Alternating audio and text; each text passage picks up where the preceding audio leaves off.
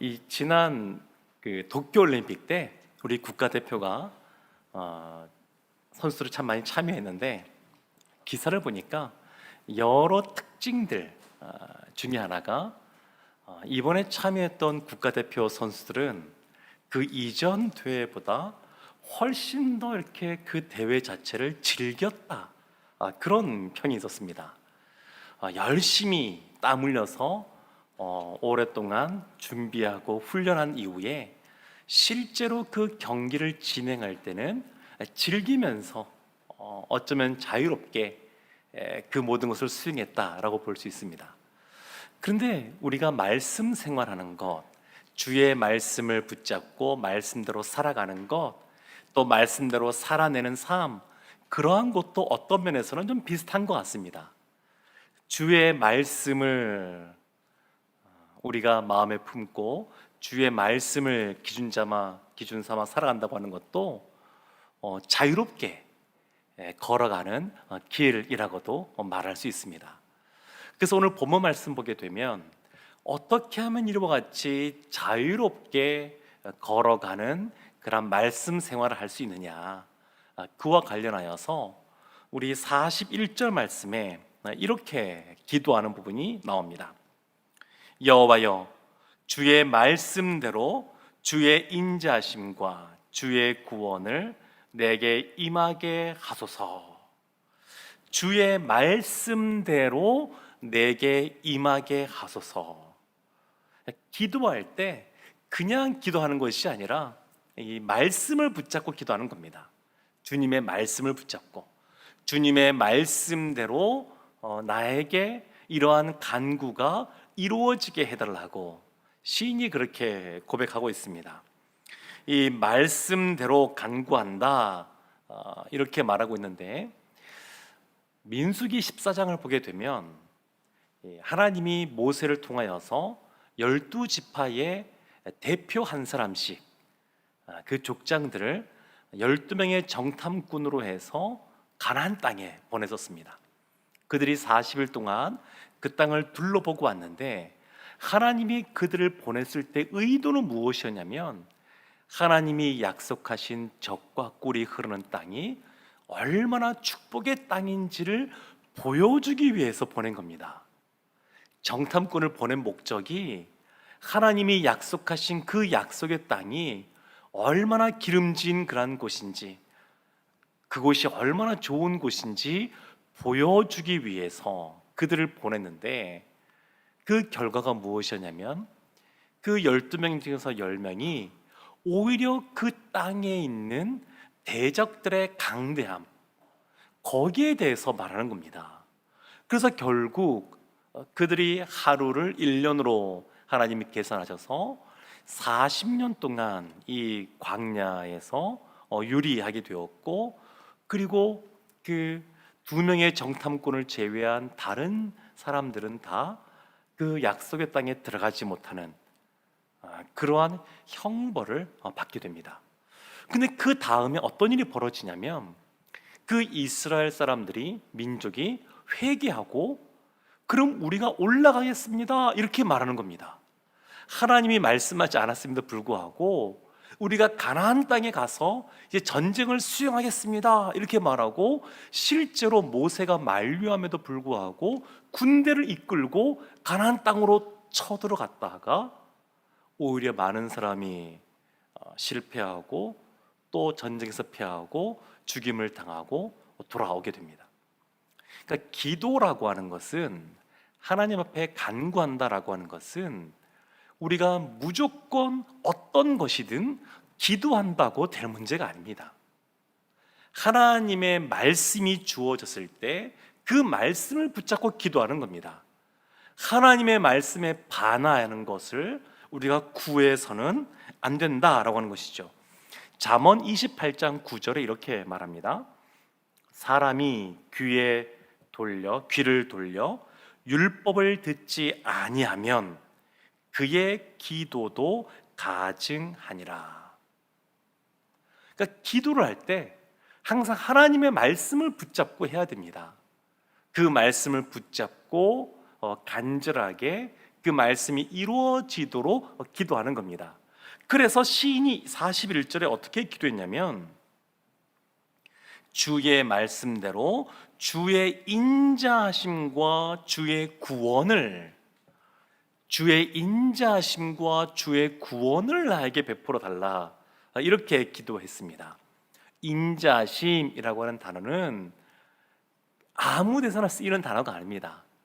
하나님의 인자하심이라고 하는 단어는 하나님이 하나님의 백성에게 베풀어 주시는 겁니다. 그러니까 모든 사람이 아니라 하나님의 백성에게, 하나님이 언약을 체결하신 그 백성에게 베풀어 주는 것이 이 인자하심입니다. 그것에 조금 더 구체적인 표현이 구원이라고 나와 있습니다.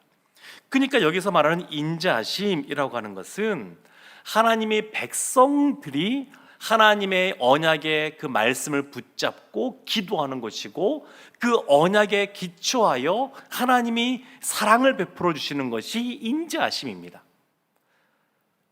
근데 우리 가운데 어려움이 있습니다.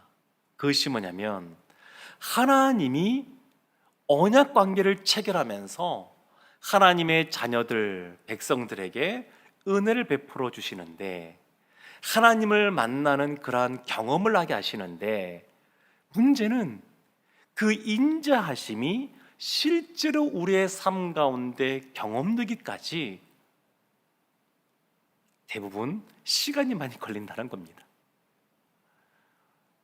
예수님을 만나고 복음 안에서 큰 은혜를 경험하고, 그래서 주의 말씀대로 열심히 살아가야지 하고 애쓰고 살아가는데, 그런데 실제 삶 속에서는 진짜 저 사람이 복받은 사람이 맞는가, 세상 사람들이 볼 때 그렇게 판단되어지는 그러한 모습도 있다는 겁니다. 이번에 추석이었는데 그런 얘기를 들으신 분이 계실지도 모르겠습니다. 너는 그렇게 열심히 믿음 생활 한다고 하면서 아직 집 한 채도 마련하지 못했느냐, 그렇게 교회에서 열심히 살다시피 하면서도 아직 결혼도 하지 못했느냐. 내가 생각해도, 자기가 자기 자신을 생각해도 진짜 하나님 앞에서 말씀을 붙잡고 열심히 살아가는데, 성실하게 다른 사람들처럼 한눈 팔지 않고 그냥 정직하게 열심히 살아가는데, 다른 사람보다 승진이 늦게 되고 사업이 빨리 확장되어지지 않고 어려움을 겪는 그러한 모습이 사실은 많이 나타나기도 합니다. 그래서 마음속에 어떤 이해되지 못하고 또 마음속에 갈등이 존재하기도 합니다. 하나님 말씀대로 살아간다고 하는데, 하나님이 우리에게 우리의 아버지 되신다고 말씀하시고 인자심을 베풀어 주신다고 말씀하시는데, 근데 왜 실제 삶 속에서는 건강도 속히 회복되어지지 않고 이런 어려움들이 오는가, 그런 생각을 할 수가 있습니다. 42절, 주님의 약속의 말씀대로 나에게 인자하심을 베풀어 주시면 나를 비방하는 사람들, 46절에 왕들이라고 말하는데, 세상 사람들이 나를 이런저런 말로 예수 믿어도 별 볼 일 없네, 이런 말을 하는데, 그런 말을 들었을 때 내가 할 말이 있겠습니다. 내가 대답할 말이 있겠습니다. 예수님 믿어도 그냥 특별하지 않다고 말하는 그들에게 그렇지가 않다고, 하나님이 나에게 은혜 베풀어 주신 것이 이와 같은 것이라고 말할 수 있겠습니다. 그렇게 이 시인이 간구하고 있습니다. 그래서 이 앞부분에는 이 시인이 하나님을 향하여 구원을 구하는, 인자하심을 구하는 그런 기도로 시작을 합니다. 그러면서 43절, 44절을 보면 이 구원을 구하는, 이 인자하심을 구하는 이 기도를 끝까지 포기하지 않고 할 수 있게 해달라고 또한 기도합니다. 43절에 이렇게 나옵니다. 진리의 말씀이 내 입에서 조금도 떠나지 말게 하소서. 내가 주의 규례를 바랐음이니이다. 진리의 말씀이 내 입에서 조금도 떠나지 않게 해달라.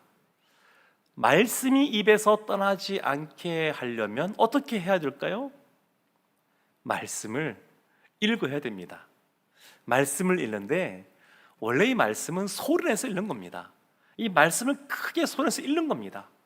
입술의 말로 읽는 겁니다.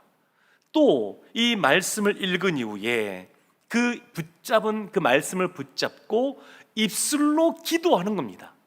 기도할 때 이 약속의 말씀, 주님의 약속의 말씀을 붙잡고 기도하는 겁니다. 그리고 그렇게 기도하다 보게 되면 이 입술의 고백, 그 말씀의 그 고백이 우리의 마음으로도 나옵니다. 마음 속에 있는 것이 입술로 나오기도 하지만 이 말씀을 붙잡고 기도할 때 그 말씀이 우리의 마음 속에 심령으로 그것이 내려가게 됩니다. 그리고 이와 같이 말씀을 읽고 말씀을 붙잡고 기도하고 그 말씀이 우리의 마음속에 내려가면 일상의 언어, 평소의 그러한 말에 이와 같은 말들이 나오게 됩니다. 평상시 우리 쓰는 말에 주님의 말씀이 나오게 되어 있습니다. 그래서 진리의 말씀이 내 입에서 조금도 떠나지 않는, 늘 말씀대로 살아가는, 말씀대로 살아내는 그러한 모습이 나타나게 됩니다. 그러면서 아주 오늘 중요한 말씀이 45절에 나오게 됩니다. 45절 말씀 우리 함께 한번 합독하도록 하겠습니다. 내가 주의 법도들을 구하여 싸우니 자유롭게 걸어갈 것이오며. 끝까지 참고 견디면서 주의 말씀을 붙잡고 기도할 때 주어지는 은혜가 있는데 그것이 뭐냐면 자유롭게 걸어가는 겁니다. 자유롭게라는 말 뜻 자체는 그냥 넓은 길입니다. 주님 안에서 걸어가는데 그냥 좁고 힘든 길만 있는 것이 아니라 자유롭게 큰 길, 넓은 길을 걸어가는 그런 삶을 살게 됩니다. 하나님이 참 우리를 잘 아셔서 우리를 하나님을 더 깊이 경험하는 자리로 우리를 이끄실 때에 마냥 형통하게만 하지 않으시고 실제 삶 속에서 어려움들을 주십니다.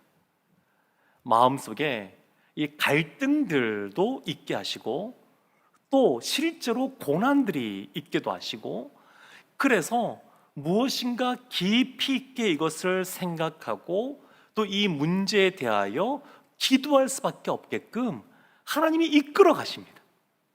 그래서 하나님 앞에 나와서 예배드리고 기도할 때, 찬양할 때 마음속에 기쁨이 있지만, 그러나 상황 자체는 점점 더 마치 바닷속에 더 깊이 들어가는 것처럼 점점 더 하나님이 우리를 끌고 가시는 그런 일들이 사실 있습니다.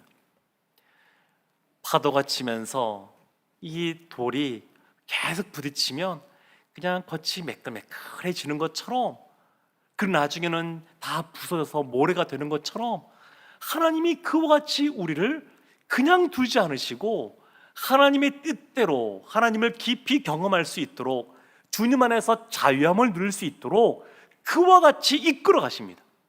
그래서 어느 순간 점점 더 똑같은 말씀인 것 같지만 하나님의 말씀이 묵상을 하면서 더 깊어지고 말씀대로 살아가면서 더 깊어지고 실제 일상의 삶 속에서 하나님을 더 깊이 경험하고 또 그와 같이 몸부림치는 시간들을 갖게 하고, 그러면 어느 순간이 되면 그때부터는 깊은 바다에서도 마음껏 수영하면서 지낼 수 있는 그때가 오게 됩니다. 시인이 그때를 바라보는 겁니다.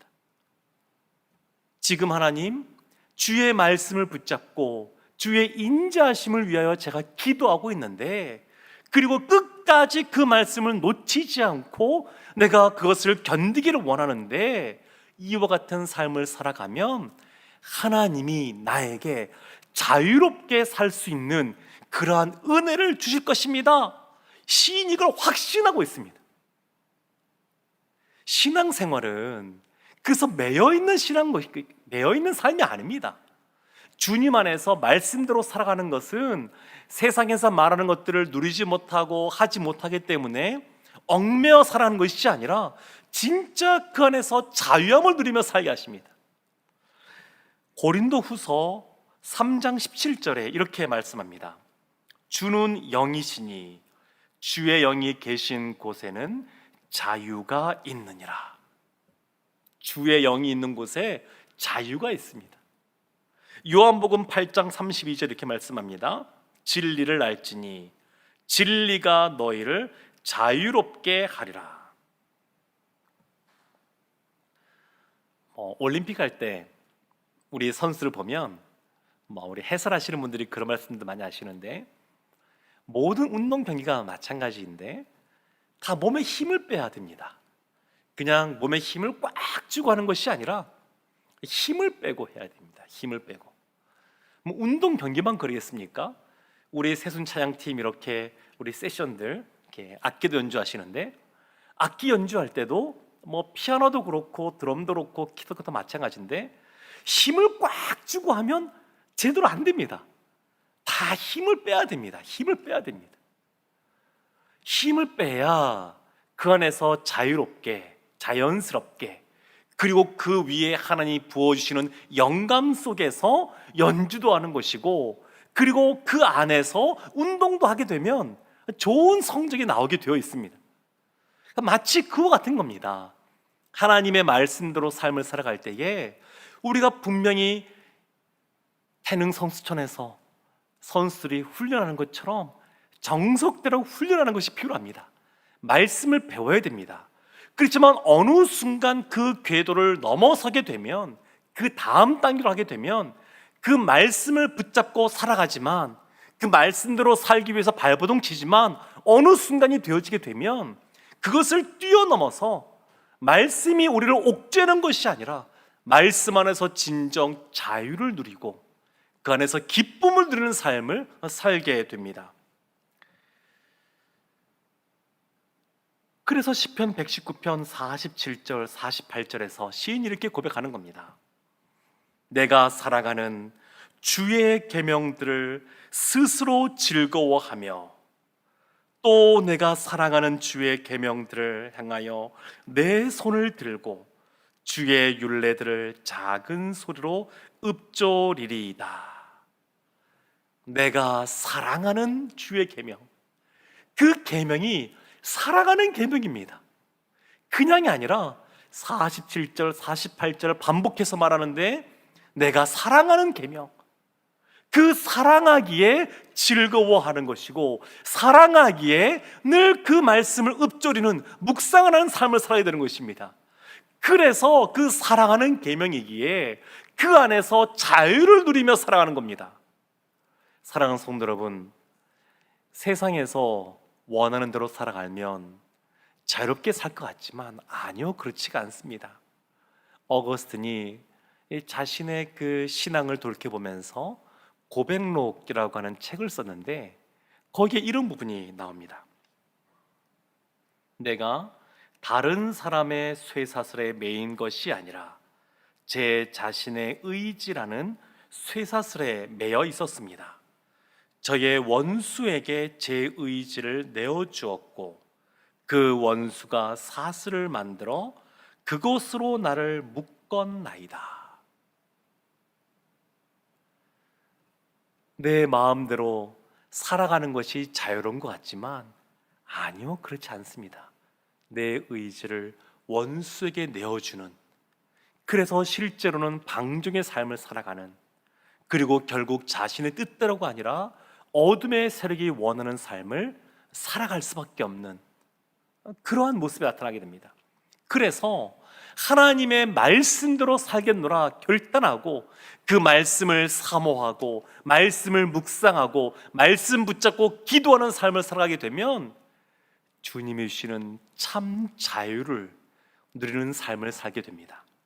그래서 주님의 인자하심이 우리가 원하는 때에 원하는 방식으로 당장 그것이 이루어지지 않아도 그것 때문에 초조해하지 않습니다.